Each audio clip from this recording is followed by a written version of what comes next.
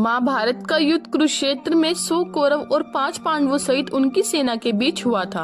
महाभारत में सिर्फ इस युद्ध का ही वर्णन नहीं बल्कि इसमें धर्म, राष्ट्र, राजनीति, युद्ध, समाज, ज्ञान और विज्ञान की सभी बातें समाहित हैं। युद्ध की इस कथा के अनुसार योद्धाओं के कौशल के आधार पर उनका वर्गीकरण भी किया गया है। आओ जानते हैं उस वर्गीकरण को। योद्धाओं का क्लासिफिकेशन उनके शारीरिक बल ही नहीं, उनके अस्त्र और शस्त्र चलाने की क्षमता के आधार पर भी होता है। कुछ चुनिंदा योद्धा ही दिव्यास्त्र चलाने की क्षमता रखते थे। कहते हैं कि महाभारत में चुनिंदा योद्धा ही महारथी थे। आओ जानते हैं योद्धाओं के युद्ध कौशल के आधार पर उनकी प्रमुख 6 श्रेणियां। हेलो गाइस, मैं आप सभी का अपने यूट्यूब चैनल पर स्वागत करती हूँ। नंबर 1, अर्धरथी। एक ऐसी योद्धा जो सभी प्रकार के अस्त्र शस्त्र में निपुण हो और अकेला 2500 योद्धाओं का सामना कर सकता है। रामायण और महाभारत में कई अर्धरथियों ने भाग लिया। नंबर 2, रथी। अर्धरथियों की शक्ति रखने वाले योद्धा करीब 5000 शस्त्र योद्धाओं से युद्ध लड़ने की क्षमता रखता था। रामायण में कई राक्षस जैसे खर, दूषण, सुबहु, मारीच और कई वानर जैसे द्विंद, गंधमादन इत्यादि रथी थे। महाभारत में दुर्योधन के अतिरिक्त सभी कौरव, द्रौपदी के 5 पुत्रों इत्यादि रथी थे। नंबर 3, अतिरथी। अतिरथी यानी एक ऐसी योद्धा जो सामान्य अस्त्र शस्त्रों के साथ ही उनके दिव्यास्त्रों का संचालन करना जानता हो और जिस युद्ध में 12 रथियों की क्षमता रखता हो।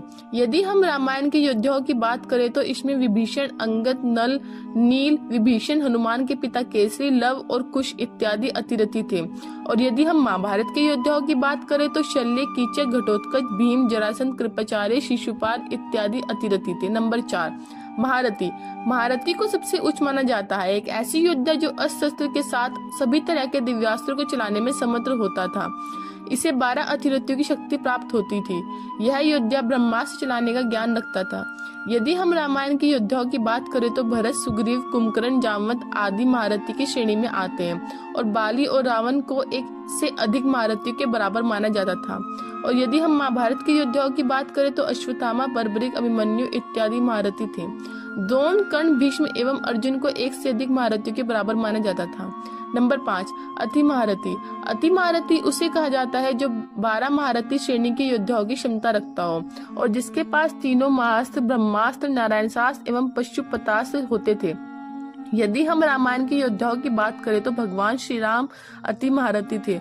उनके अलावा मेघनाथ को अति महारथी माना जाता था। पशुपतास्त्र को छोड़कर लक्ष्मण को सभी दिव्यास्त्रों का ज्ञान था।